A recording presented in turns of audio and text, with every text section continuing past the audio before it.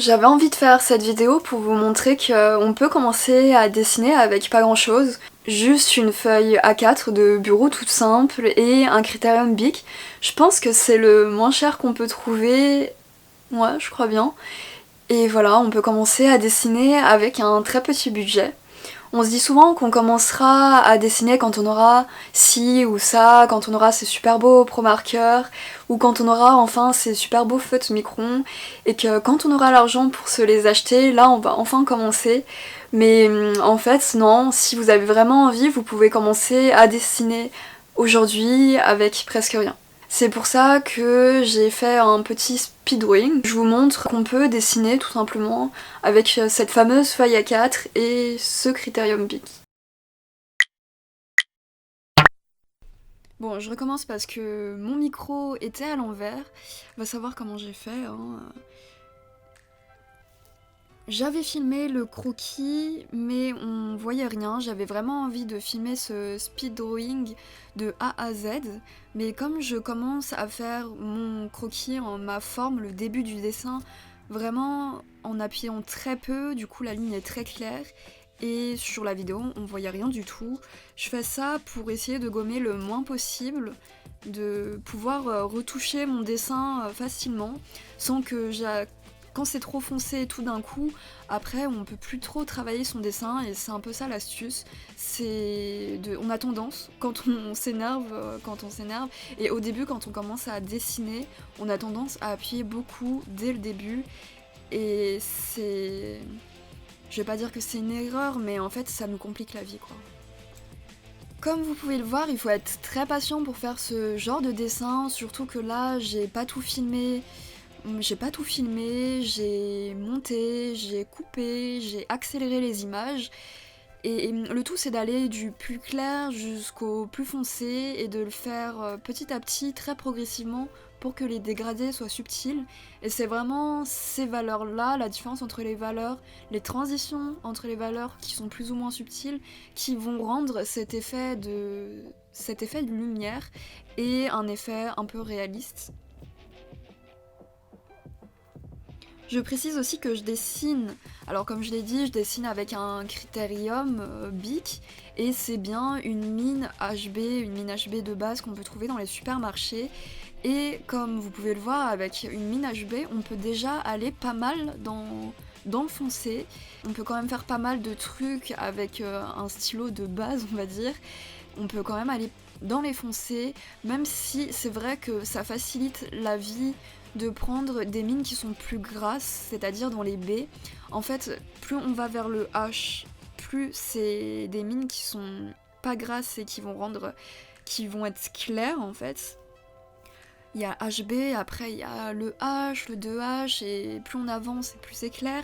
Et le contraire, le B, le 2B, le 6B, le 8B, et plus on avance dans les chiffres, et plus ça va être gras, et plus ça va rendre des choses foncées. Le 8B, ça sera plus foncé que le 2B. Et même si c'est pas indispensable, souvent quand on voit les gens faire des dessins réalistes avec le crayon de papier, ils utilisent un peu toute cette rangée de crayons, de valeurs on va dire, je sais pas comment on appelle ça, bah ça facilite, c'est vrai que ça facilite la vie, mais c'est pas indispensable pour apprendre à dessiner et pour faire des dessins qui sont franchement pas mal avec une mine HB.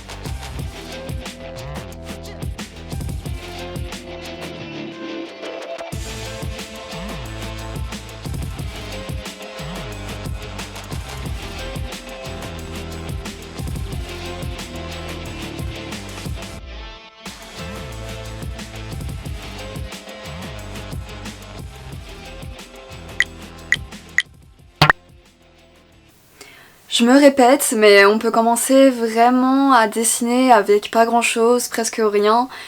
C'est valable pour plein d'autres domaines, après plein d'autres choses. On peut commencer à chanter, danser, dessiner, peindre avec vraiment pas grand chose.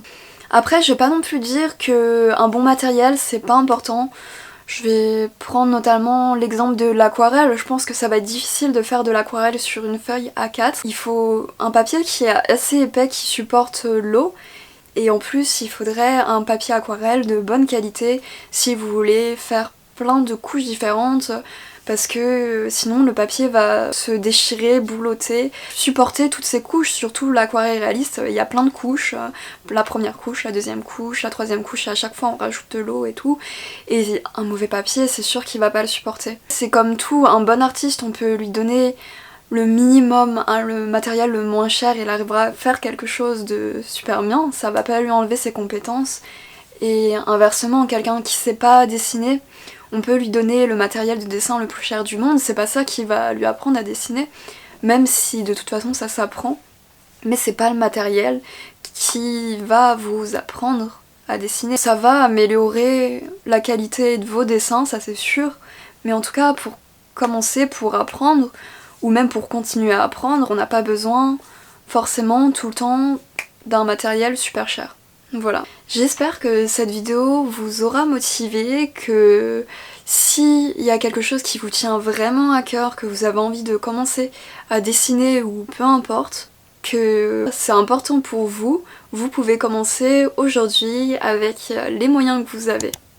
Et je vous dis à la semaine prochaine pour une prochaine vidéo. Bye!